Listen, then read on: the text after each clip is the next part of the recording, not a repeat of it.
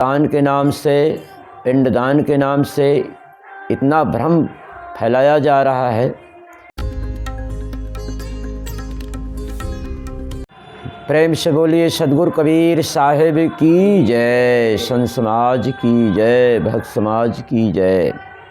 आज समाज में अधिकांशतः गौदान के नाम से, पिंडदान के नाम से इतना भ्रम फैलाया जा रहा है। इस पर एक उदाहरण मैं सुनाऊं जिससे कुछ भ्रांति दूर हो महापुरुषों के प्रति। एक परिवार में एक ग्वाल थे, या जिसे हम यादव कहते हैं, गाय पाला था। तो उसके पिता जर्जर हुए। पड़ोसी लोग, परिवार के लोग बोले कि भैया किसी पंडित को बुला करके अपने पिताजी के हाथ से एक गौदान करवा दो। तो बोलता है कि इससे क्या होगा? बोले जिस गाय को गौदान में दोगे वही गाय वो आपके पिता के मरने के बाद वहाँ बैतरणी में उनको वही गाय मिलेगी, उसकी पूँछ पकड़ करके पार हो जाएंगे। तो उसने पंडित को बुलवाया और गौदान करवाया। कुछ दिन के बाद वो गाय पंडित जी जो ले गए थे अपने यहाँ, एक सुंदर बछिया ने मैंने बच्चा जन्म दिया गाय। तो वो दूह रहे थे और उसका साथी आया, देखा तो बोला कि भैया ये वो पंडित जी गाय कहाँ से लाए हो? तो बताया कि अमुक जगह से ले आए, बताए। तो देख करके उसे चैन न पड़ा। वो सीधे जा करके जिसकी गाय थी उसके यहाँ जाकर बोला, भैया जो गाय आपने पिताजी के नाम से पंडित जी को दान में दिया, गौदान में, बहुत सुंदर एक बच्चा दिया है और वो गाय का नाम दूध दूह रहे हैं। वो चौंक गया कि मैं तो अपने पिताजी के नाम से दिया गौदान। तो कैसा भाई, गाय तो यहीं बंधी है, हमारे पिताजी किसकी पूँछ पकड़ेंगे, कैसे पार होंगे? उससे चैन रहा न गया, क्योंकि अशिक्षित था, अनपढ़ा था, बिल्कुल देहात का रहने वाला था। पर उसके अंदर एक क्रांति, एक तर्क दिमाग में आया कि गाय तो यहाँ बंधी है, मेरे पिता पूँछ किसका पकड़ेंगे? होता क्या है, नहीं माना। गए अपने पूर्वजों के एक बड़ी मोटा से एक लाठी लिया गया, और जैसे ही वो दरवाज़ा खुला था पंडित जी से मिले, और दूध दूह ही रहे थे।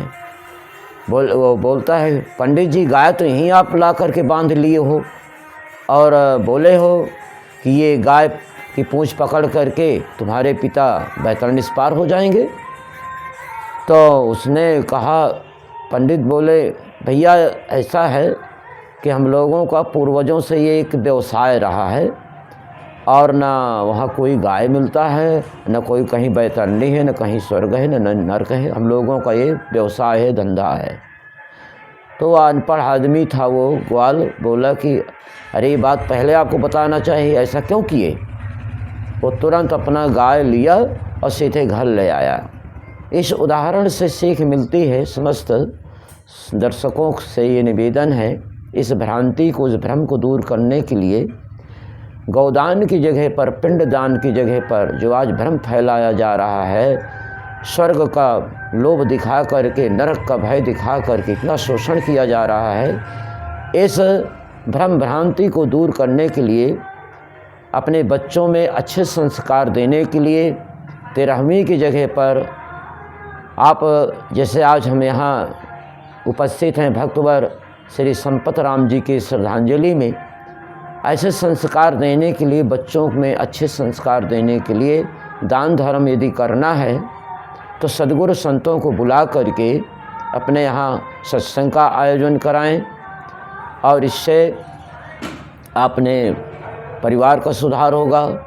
जो आपका अन्न जल, जो धन है, उसका सदुपयोग में होगा, क्योंकि जो दान में देते हो सद्गुरु संत अपने आश्रम में व्यवस्था में लगाते हैं, उससे बढ़ता है तो सत्संग करवाते हैं। और अपने माता पिता के स्मृति में, उनकी श्रद्धांजलि में आश्रम में कोई सत्संग भवन बनवाए, कोई औषधालय बनवाए जिससे कि जीते जी नाम होता है, न रहने के बाद नाम ही तो अजर अमर होता है। कोई विद्यालय बनवाता है, कोई अनाथालय बनवाता है, कोई चिकित्सालय बनवाता है, कोई रास्ते में पेड़ पौधे लगवाते हैं। इस प्रकार से आज वर्तमान अपने बच्चों में, अपने परिवार में, अपने समाज में ऐसे संस्कार दीजिए जिससे कि भ्रम भी दूर हो, आपका तन मन भी सही सदुपयोग में लगे। ऐसे होना चाहिए और ज़्यादा से ज़्यादा सद्गुरु संतों के प्रति दान धर्म करते हुए अच्छे संस्कार बनाना चाहिए। उनसे प्रेरणा लेकर के घर में अपने घर आंगन को सजाने के लिए घर की दीवारों में महापुरुषों का चित्र लगाइए। सद्गुरु कबीर साहब का, तथागत बुद्ध के और जिन सद्गुरु संतों से आपने दीक्षा लिया है, ऐसे महान पुरुषों के चित्र लगाने से आपके चित्त शुद्ध होता है, अच्छे संस्कार बनते हैं। बच्चों में भी अच्छे संस्कार देते हुए बताना चाहिए। तो ऐसा ये सब संस्कार पाने के लिए धन्य ऐसे माता पिता हैं जो बच्चों को सत्संग में ले जाते हैं और वही बच्चे बड़े होकर के फिर माता पिता की सेवा करते हैं। बड़े होने पर वही माता पिता को ले जाते हैं सत्संग में और वही बच्चे स्वयं अपने हर्जा खर्चा करके तन मन धन से सद्गुरु संतों को बुला करके अपने यहाँ सत्संग का आयोजन करते हैं।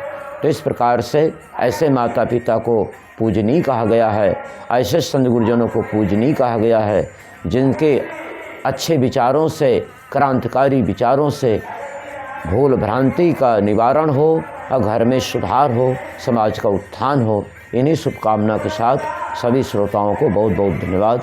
बोलिए सद्गुरुदेव की जय।